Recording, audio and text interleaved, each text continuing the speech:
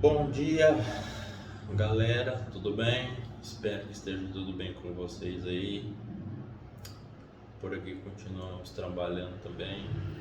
E hoje eu vim aqui trazer à tona mais um assunto relacionado à renegociação de dívidas rurais. É um assunto recorrente aqui no escritório, né? Temos visto aí muitas situações envolvendo o superendividamento do produtor rural e muitos às vezes não acham saída para aquela situação. O que decorre é que eles acabam entrando em desespero e não procuram é, se informar com mais cautela ou com mais calma a respeito dos seus direitos, correto? Então eu estou aqui para dar algumas orientações.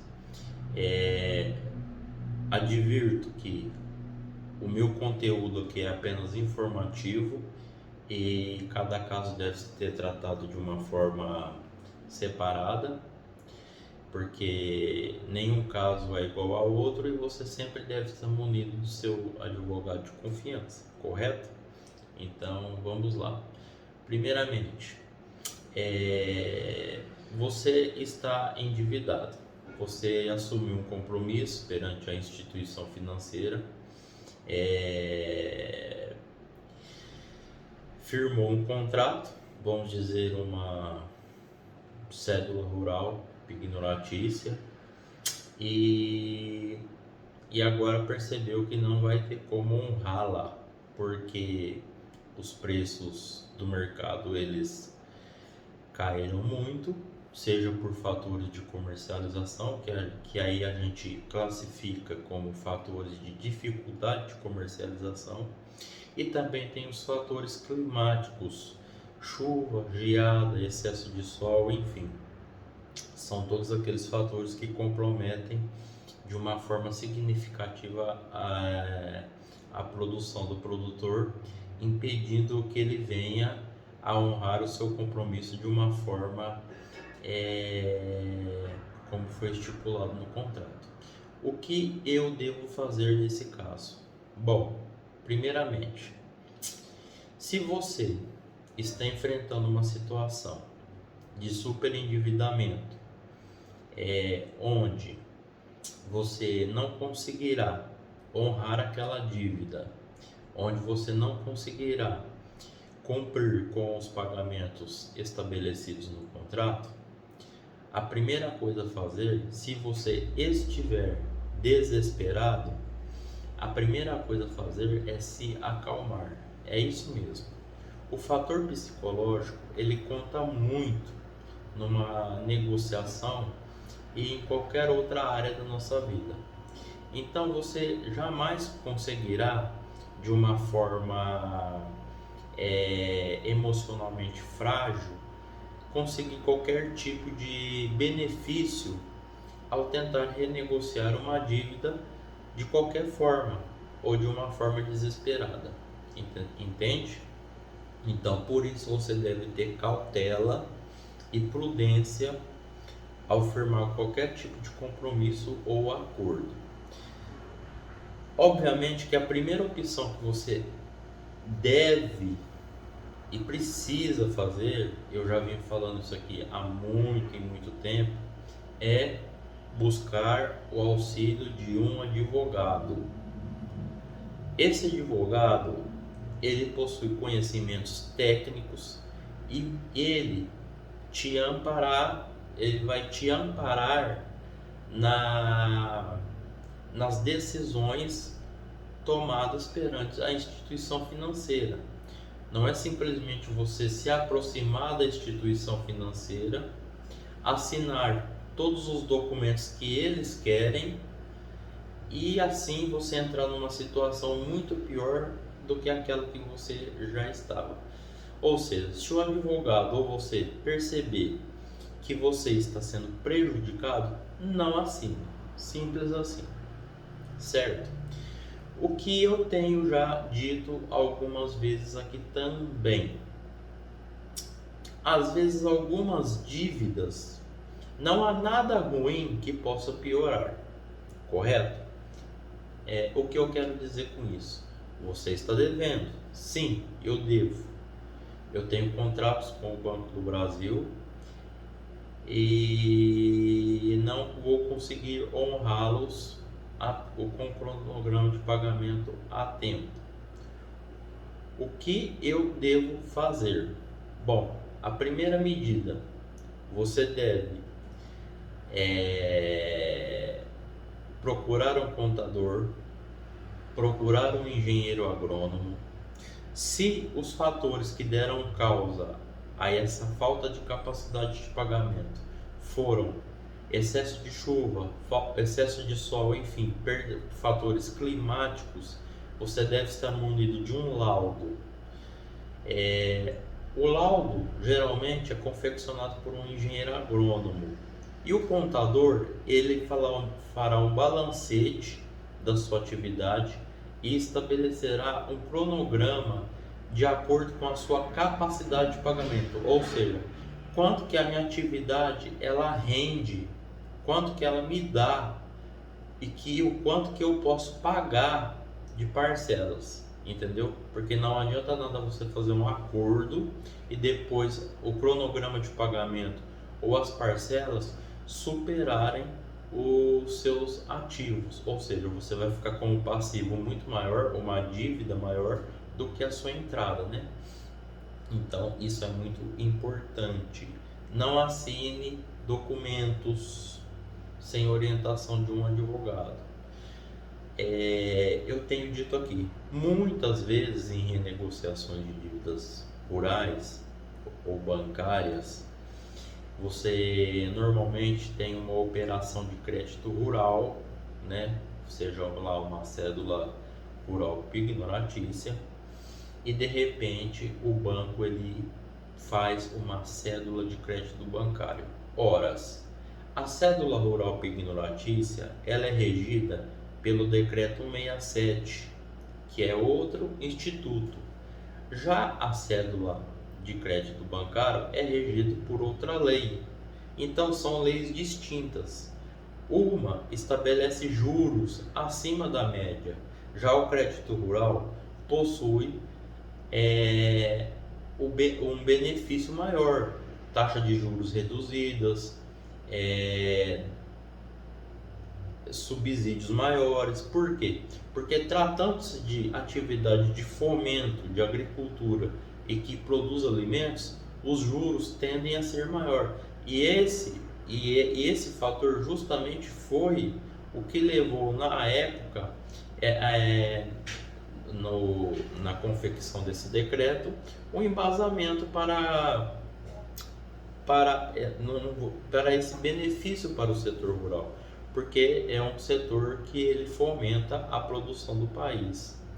Então, você, ao transformar uma cédula de crédito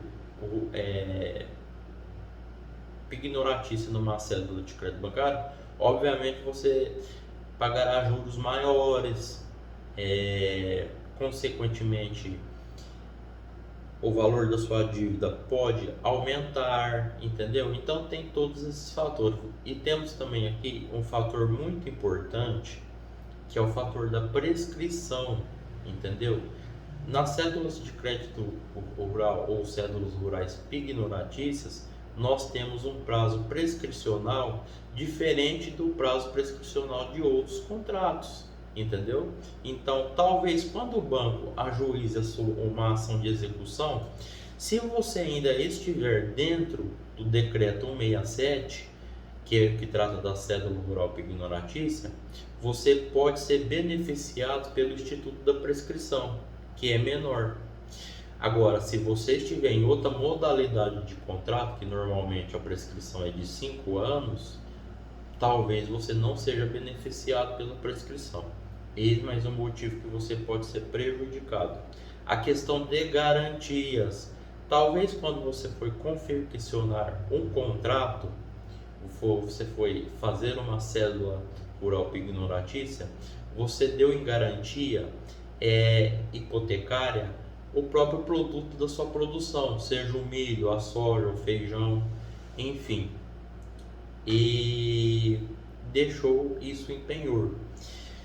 Quando você for fazer uma renegociação com o banco, você assinará um outro instrumento que produzirá, obviamente, outros efeitos jurídicos. Daí a necessidade de um advogado, porque toda vez que você assina uma negociação com o banco, você está formulando um novo documento que produzirá efeitos jurídicos diversos.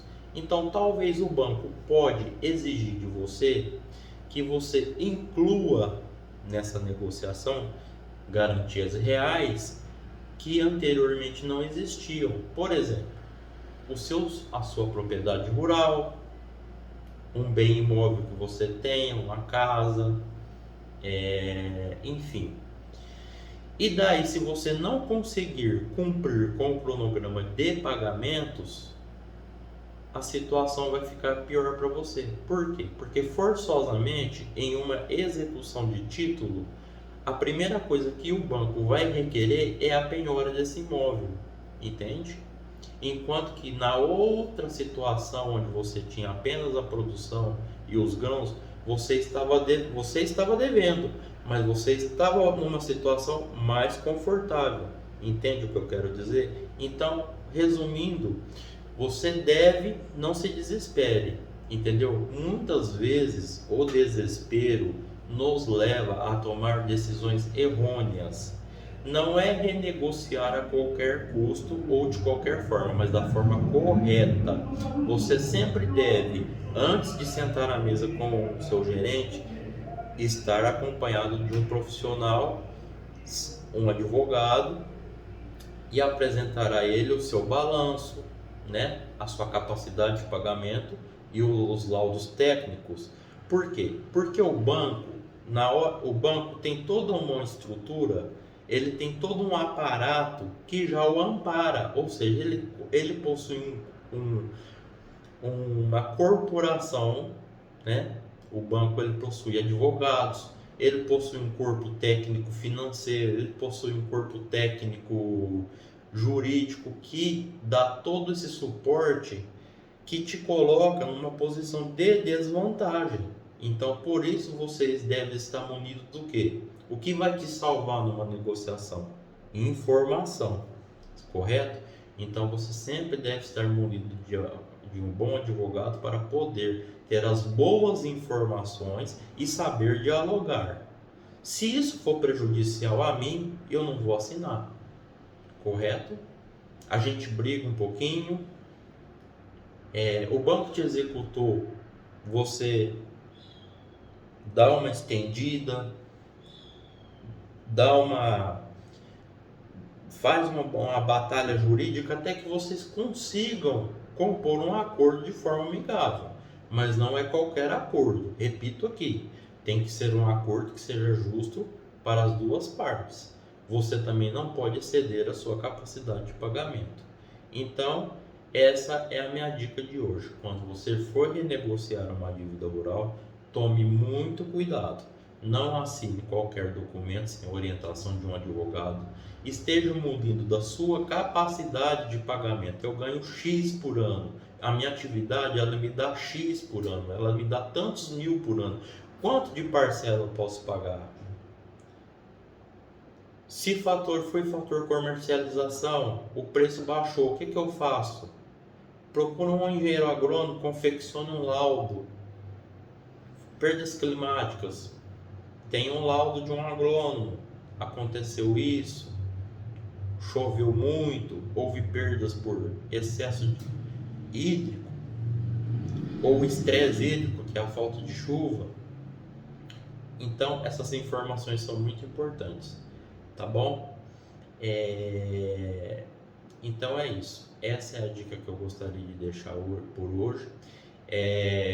No próximo tema eu quero tratar de um outro tema que está atual e que os bancos também vêm utilizando muito e que eu considero também de extrema importância, que é o Instituto da Cédula de Produto Rural, ou a chamada CPR, com liquidação financeira.